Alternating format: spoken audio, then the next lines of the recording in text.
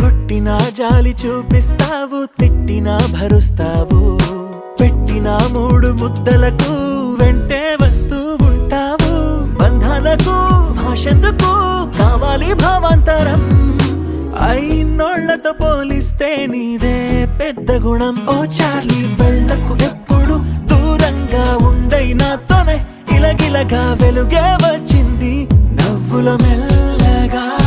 Charlie నీ అడుగులే నా పయనం, నువ్వే ఒక అద్భుతం. చార్లీ ప్రతి నిమిషము కొత్త